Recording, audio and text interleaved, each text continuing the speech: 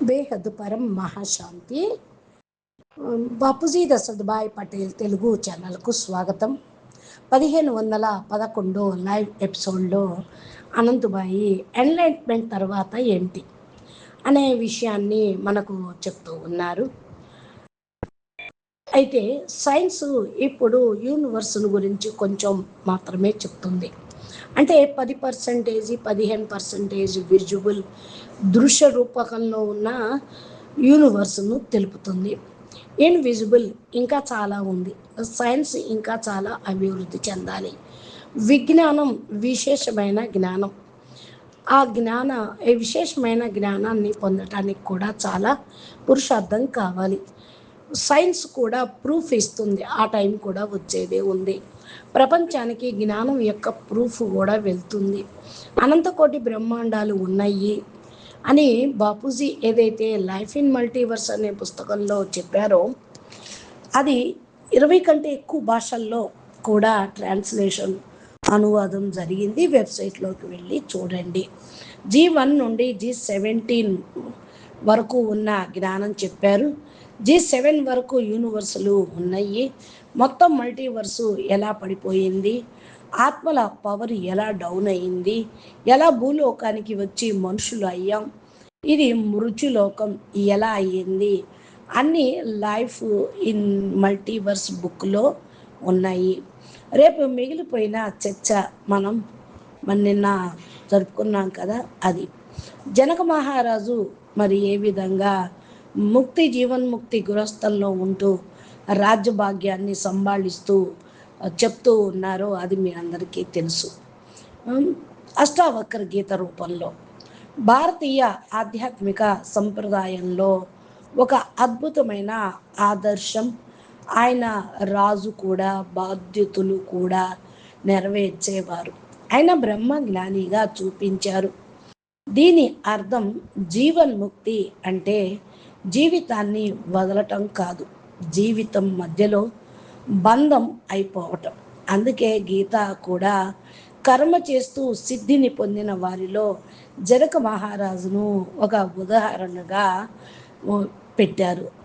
జ్ఞానయుక్త కర్మలు చేశారు. ఆయన సభలో జ్ఞానులకు ఎంత వాల్యూ ఉండేది అంటే జ్ఞానం గురించి ఎంత చర్చ జరుగుతూ ఉండేది. అందుకనే వండర్ అనిపిస్తూ ఉంది.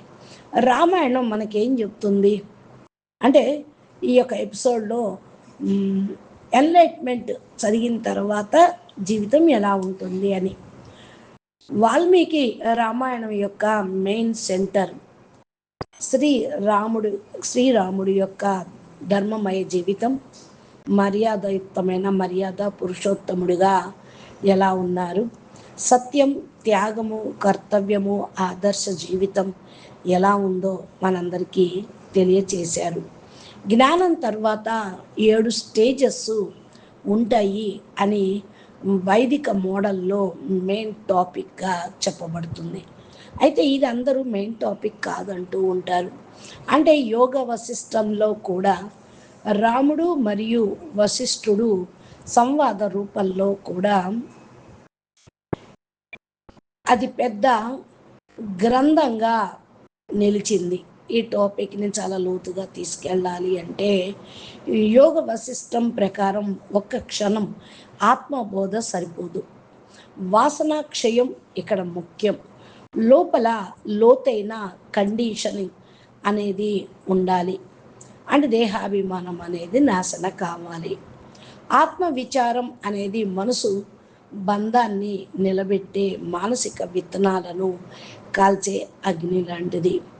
జ్ఞానం రావటం మరియు జ్ఞానం పూర్తిగా స్వభావం అవ్వడం మధ్య తేడా అనేది ఉంటుంది.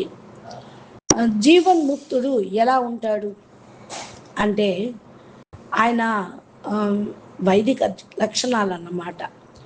అహంకారం నాశనమై ఉంటాడు, భయం నాశనమై ఉంటుంది, నిర్భయంగా ఉంటాడు, శోకరహితంగా ఉంటాడు, కోరికల నుండి స్వతంత్రం పొందినవాడై అంటే కామన వాసనలకు అతీతంగా ఉంటాడు. రాగద్వేషం అంతా అంతమవుతుంది.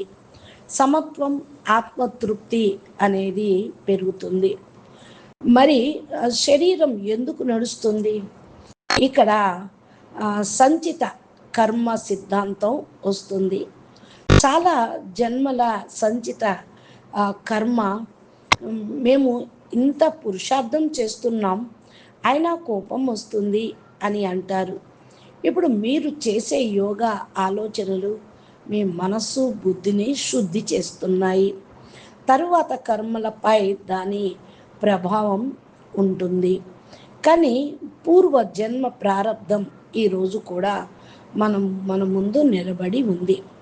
అదే మనలో కామ క్రోధ లోభ మోహ అహంకారం రూపంలో ప్రతి క్షణం సృష్టిస్తూ ఉంది. జ్ఞానయుక్త జీవితం జీవిస్తే ఆ కోరిక వచ్చిన వెంటనే ఆత్మస్వరూపం గుర్తుకు వస్తే జ్ఞానంతో ఆ భావాన్ని న్యూట్రలైజ్ చేసి ముందుకు వెళ్ళవచ్చు. ఇదే జ్ఞానం యొక్క ప్రయోజనం. జ్ఞానం మరియు యోగం యొక్క ప్రాముఖ్యత అంతఃకరణాన్ని శుద్ధి చేయటానికి పనికొస్తూ ఉంటుంది. ఇది అందరితో జరుగుతూనే ఉంటుంది. కొందరు చెప్తారు, కొందరు చెప్పలేరు. కానీ అందరికీ తెలుసు తనలో ఏముందో అని. స్వపరివర్తన ఇదే బాపూజీ ముందు చెప్పారు. రోజు జ్ఞానం మరియు యోగం అభ్యాసంతో నెమ్మదిగా మీ లోపల నెగిటివ్ అంతా వెళ్ళిపోతుంది.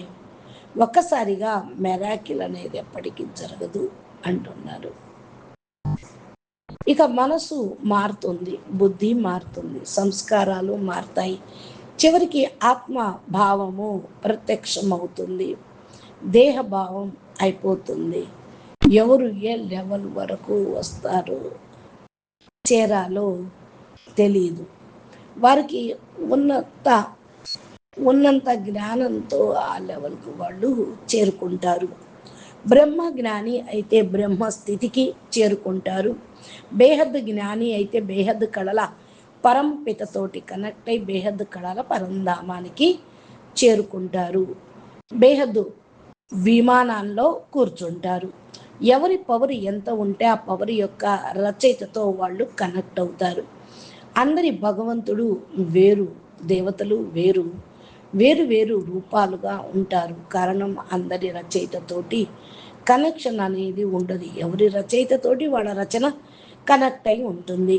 ఇక సంచిత కర్మ నడుస్తూ ఉంటుంది. దానితో పాటు జ్ఞానం మరియు యోగం యొక్క పురుషార్థం చెయ్యండి. మనము సంవత్సరాలుగా ఎదురు చూస్తూ ఉన్నాం. అది ఎంతవరకు సాధ్యమవుతుందో ప్రయత్నం అనేది చెయ్యాలి. పరం మహాశాంతి. నమస్తే, ధన్యవాదాలు. బేహద్కే బేహద్ పరం మహాశాంతి.